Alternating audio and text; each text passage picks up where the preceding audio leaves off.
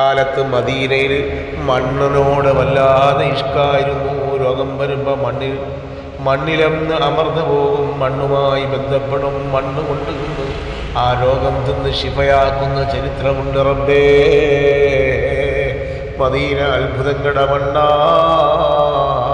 Medina അത്ഭുതങ്ങളുടെ വിളയാട്ടം നടത്തുന്ന മണ്ണാ, Medina ആവേശത്തിൻ്റെ കേന്ദ്രമാ, Medina നമ്മുടെ പോറ്റില്ലമാ,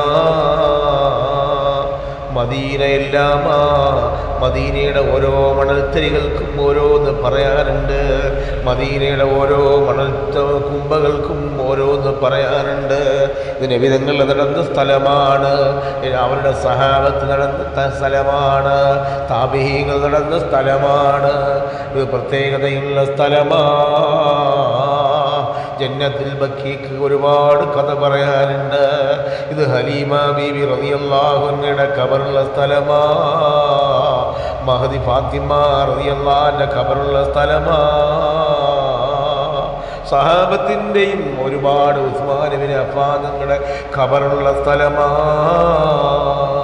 അതുകൊണ്ട് അത്ഭുതങ്ങളുടെ മണ്ണാണ് മദീന, പരിവർത്തനത്തിൻ്റെ പടപ്പാട്ട് പാടിയ മണ്ണ, അത്ഭുതങ്ങളുടെ തേരോട്ടം നടത്തിയ മണ്ണാ മദീന.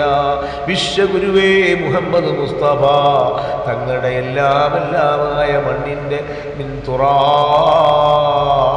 മിനൽ മദീനത്തി, മദീനയുടെ മണ്ണിന് വല്ലാത്ത റസൂലുള്ളാഹിയുമായി ബന്ധപ്പെട്ട മണ്ണാ. ആ മണ്ണിലേക്കൊന്ന് അലിഞ്ഞു ചേരണം, ആ മണ്ണിലേക്കൊന്ന് ലയിച്ചു ചേരണം, ആ മണ്ണിലേക്കൊന്ന് അമർന്നു പോകണം, ആ മണ്ണിലേക്കൊന്ന് ആഴത്തിലേക്ക് പോകണം. അതാണ് മദീനയുടെ മണ്ണ്, റസൂലുള്ളാഹി തങ്ങളുടെ മണ്ണ്. ആ മണ്ണിലൊന്ന് ചേരാൻ കഴിയുമോ? ചേർന്നവന് ഭാഗ്യമല്ലേ. 1400 വർഷമായി പ്രവാചകന്റെ ജന്മദിനം.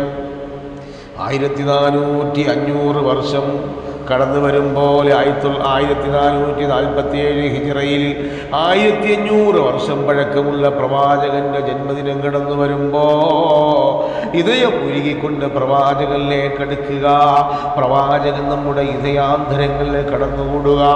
ഒരു സിനിമ നടനെയും ഒരു സിനിമ നടിയെയും, ഒരു ക്രിക്കറ്റ് താരത്തെയും, ഒരു സീരിയൽ നടിയെയും, ഒരു ബാലകാഭിനയം രംഗത്ത് സജീവമാകുന്നവനെയും ഒന്നുമല്ല നമുക്ക് ആവേശമാക്കേണ്ടത്.